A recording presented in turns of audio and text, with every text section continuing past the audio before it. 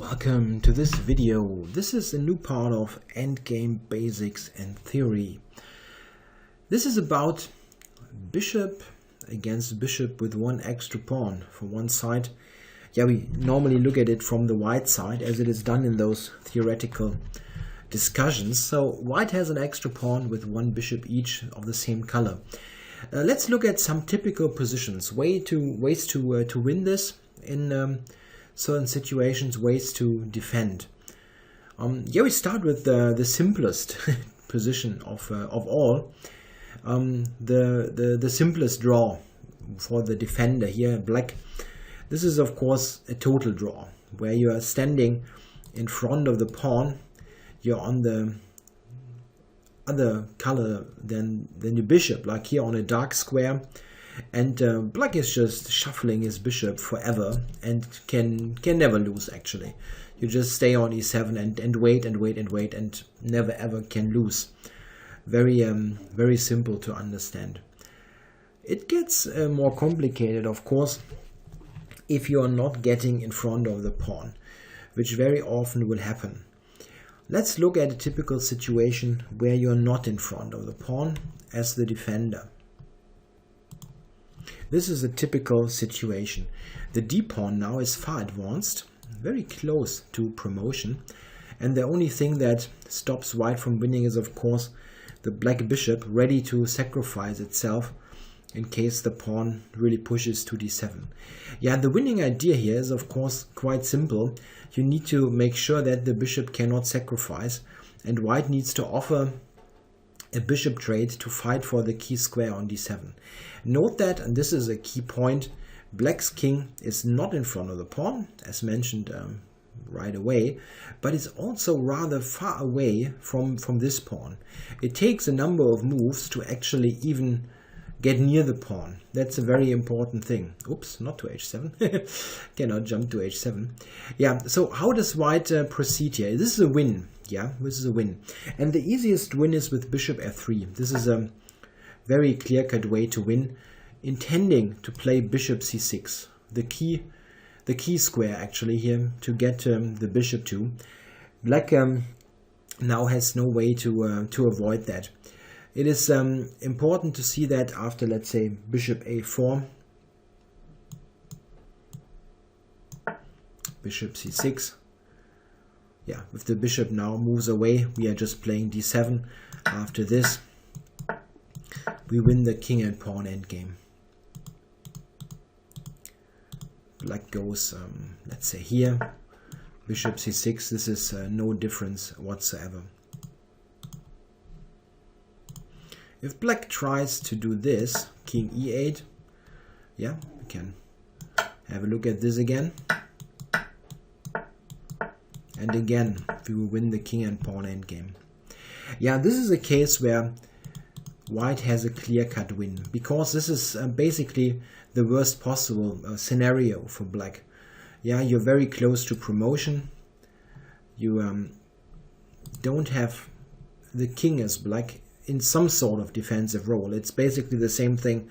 The king is here or on g1. Yeah, let's say it's not really mattering very much. The king is not doing anything.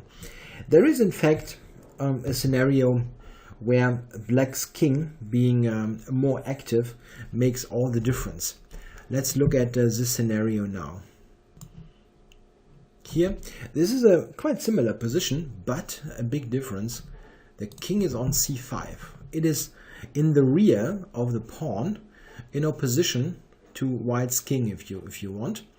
And what it does is, it always also attacks the pawn. The king here is really playing an active role. And very importantly, it also has a look at the c6 square, which, as we have seen before, is a key square for the white bishop to go to, trying to force a trade of bishops. In this case here, white cannot win. This is a total draw. Yeah, let's look at some ideas. What can white try to do? Yeah, he can try to play this. And of course we're not trading. This is a big mistake. We're just going away with the bishop, because bishop b7 has blocked the pawn. White cannot advance it at the moment. Okay, he can go here, threatening this, and we switch back to this diagonal, again covering the d7 square. How is white going to make any progress? Very difficult. If he stays here, we just keep watching the d7 square. There's simply nothing possible to do. Also note that this attack makes sure that the white king is never moving. Yeah, there's really no way forward. Yeah, white can again go here if you want. Yeah, you go back to e2, and it's a very simple draw. Black is just always observing d7 and has no problem in doing so. In the other situation, the king was just far away, and there also was this c6 square to fight for the advance of the pawn. This is a clear draw. The king behind the pawn in opposition. However, this is not always a draw. It is a draw here, but it can be lost anyway if one of the diagonals is too short. We are coming to this situation now. Yeah, this is a version of the first position, but it is shifted towards the queen side.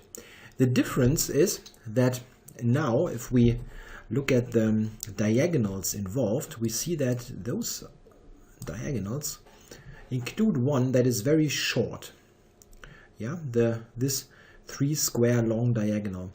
And in case of the one diagonal being shorter than 4 squares, so three squares and less, it is normally a win. Yeah, there are borderline cases, but this is normally a win. Why exactly? We have a look at the typical procedure, how white wins in this position. White to move bishop c8. For some reason, I need to switch the right to move. Bishop c8 is the first move. We want to go to the long diagonal. That makes lots of sense. Bishop e4, bishop b7. Bishop d3. Yeah, you have to go away from the long diagonal. If instead black goes to f5, you play here, the bishop has to go to c8, otherwise we push. Bishop c8 and bishop e2. And now we come to a Zugzwang position. This is the problem. In this concrete situation, there is simply no, yeah, if there would be, let's say, yeah, a square near the king, yeah, no, yeah, like on the 5th rank, something left to the A file, then you could go to B5, to the 5th rank. We cannot. The board is simply ending here. Cannot go one more. And there is no square, yeah. Black is in Zugzwang. If you play something like this, we have bishop a6. And moving the bishop obviously allows the advance of the pawn. If you go to d3, the procedure is quite similar. Bishop f3, bishop a6, bishop g4. And again, Zugzwang. This is too short. Yeah, there is no square like d9 or something like that. And black now is in Zugzwang. Yeah, moving the bishop somewhere here allows promotion. Moving the king is not exactly helpful. So this is a Zugzwang. Yeah, very important to remember. If one of the diagonals is shorter than 4 squares, then the chances of a win increase considerably. Almost all positions are won. There are some freakish cases where this is not the case, but very tricky situations that must be. Okay, let's look at a further example. This is a version of the last position. Now it's an f pawn, not g or b pawn. Look at this. There's a check. White needs to move the king, and it's a rather logical case here where to move the king. There is only one move that wins. This is king g8. It's very important. It's about the short diagonal. This short diagonal, the king needs to control as many squares as possible of this diagonal. After king g8 he wins quite easily. Let's say king g6, bishop f8, and we see that this will win rather simply. Yeah, it's very comparable to the situation before. Possible line is this bishop f8 move. Let's say bishop f4 to be ready to go here.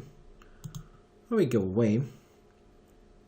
Bishop h6 and bishop b2. We come to the long diagonal and we see that those squares are controlled. And if the king moves now, we come here and actually promote our pawn. King g8 is a very simple win actually. However, if white is ignoring that and goes to e8, it is a draw. King e6, of course. We are adopting this rear opposition. As we have seen before, this is the best defense. Yeah, white now can try, but he cannot win anymore. Bishop f8, bishop f4, bishop b4, bishop h6. Note that this king here is far less effective because it's not controlling those vital squares, the g7 square. Very important. Here's the key square. With the king on g8, not possible.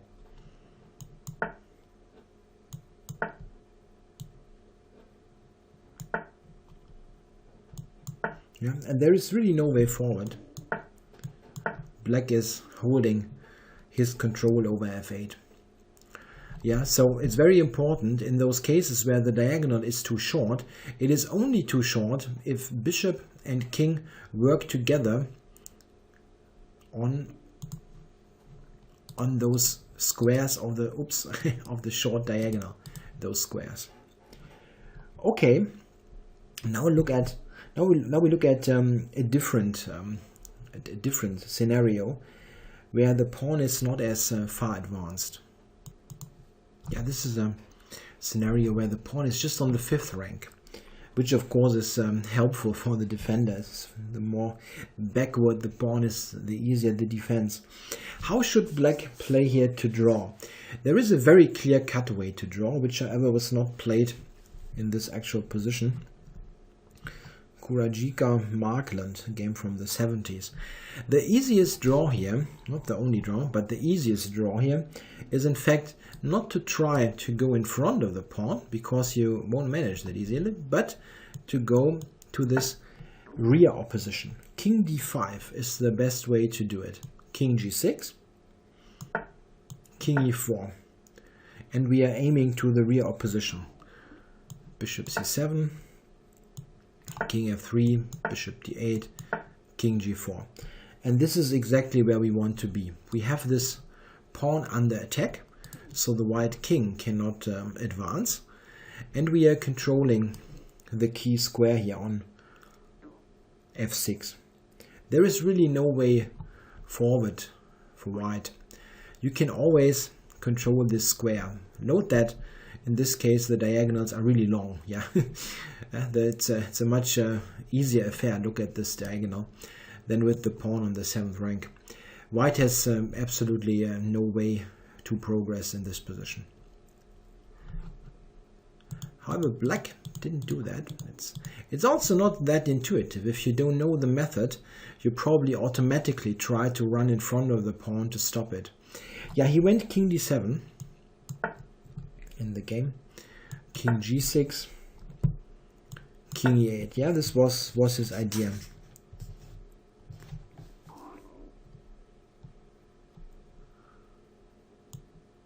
Bishop f4, intending to go to h6.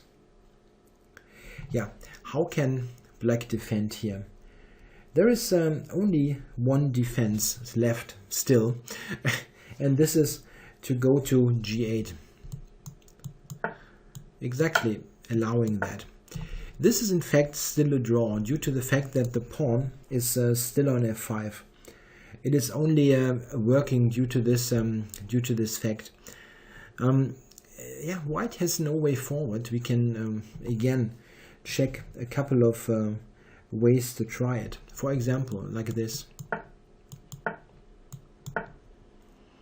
Yeah, king and pawn endgame.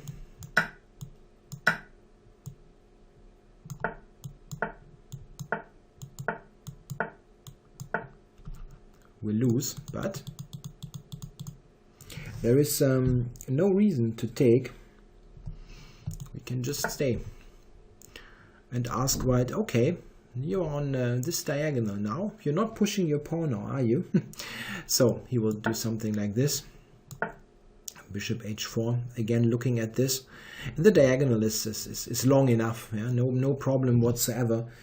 And white will absolutely not make any progress.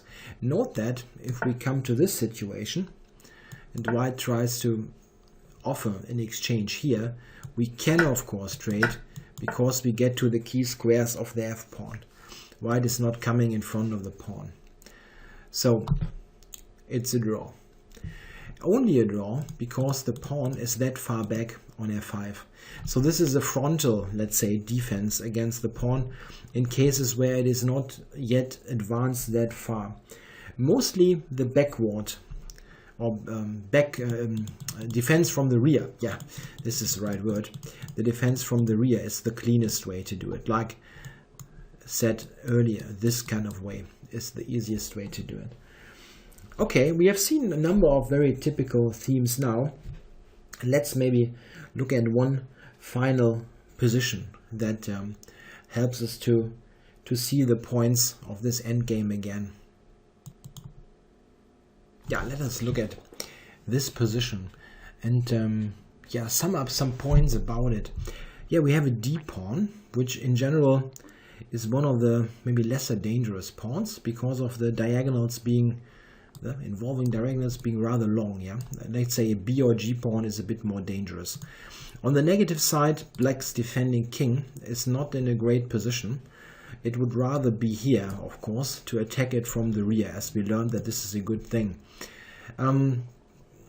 So is this a draw? Yeah, it's still a draw, but black needs to be very, very precise and know what he's doing. Let us have a look at some ideas. It is white's to move, and of course white to move, because black to move is easy. You just go to e8 and to d8 and draw. So white is playing bishop h5, the only possible way to try to win this. Bishop h3, we need to stay on this diagonal. What else? Yeah, and now, what are possible tries for white to win? The most dangerous try is king e5. King e5 tries to reach the position that we looked at first in this video. The king is here, yeah, trying to walk over to this square. The other possible idea that we should look at, and let's do this first, is bishop to g6.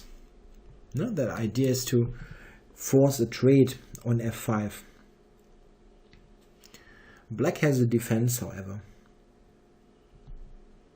Bishop d7. That's very important. You can just drop back, and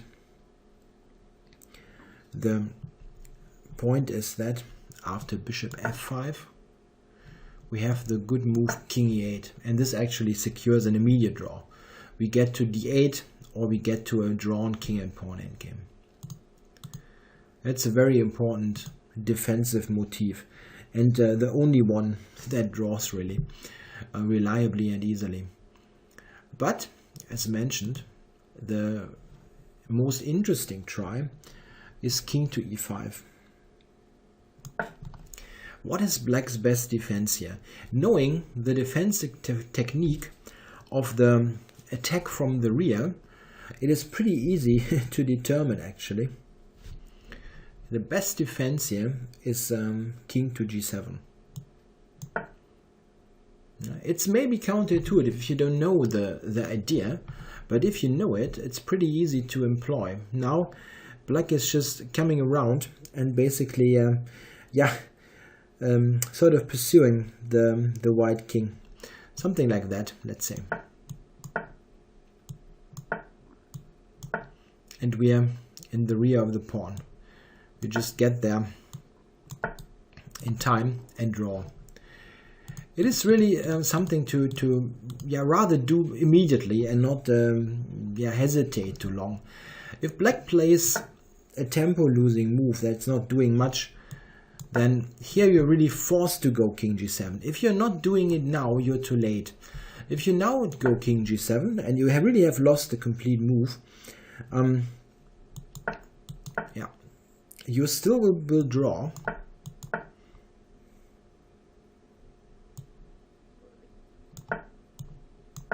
You're just about in time, but really just about here.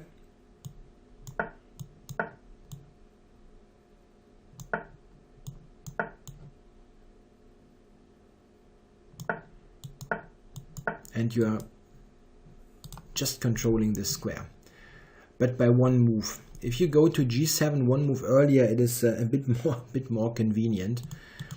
Let's still see what happens if black is not knowing the defensive technique. If he plays a move like that here, he will lose. He is just too late. King c5, bishop b7, king b6, something like that, and we arrive at the winning position that was shown at the start of the video. White will win by using this and this square. Finally it's c6 to push the pawn home. So it's a typical thing in chess. You need all your pieces working to have a good position and a good defense, and in this case it is the black king that needs to come to this rear defense, this situation where you help by attacking the pawn and controlling the important c6 square to draw. So I hope this video will help you in securing a couple of half points, or maybe sometimes a win with the extra pawn in this type of endgame. It happens quite often, and it's very useful to know this defensive method with the king behind the pawn. It's not a very intuitive one. This is why it's so useful to know. Note that this of course is an endgame, this bishop and pawn against bishop with the same colored bishops. This is of course an endgame that a computer with table bases, even without table bases, will play absolutely perfectly. If you want to practice this, just put up some positions against a chess engine on your computer. There's some online resources as well, and then just practice. And see what happens. Just shuffle around a bit and see how the computer evaluates the various positions, and compare positions or enter some positions from this video into the computer and play against it. See if you can win the won positions, draw the drawn positions, and sort of play around a bit. What happens if you switch a pawn from the d file to the c file to the b file, whatever. This is very helpful in learning the ins and outs of the endgame. The goal really should be to come to a situation where you make most of those moves automatically without thinking. I hope you enjoyed this. This was a very good point to start with bishop endgames, something that definitely will be addressed later in this series. I'll step by step go through all the endgame types with simple situations. Next one will be knight and pawn against a single knight, and then we come to the more complex ones, especially rook endgames, of course, where rook and pawn where this rook is really complex and has lots of subtleties that you're hardly aware of if you just look at it briefly. I hope you enjoyed it. Thanks for watching.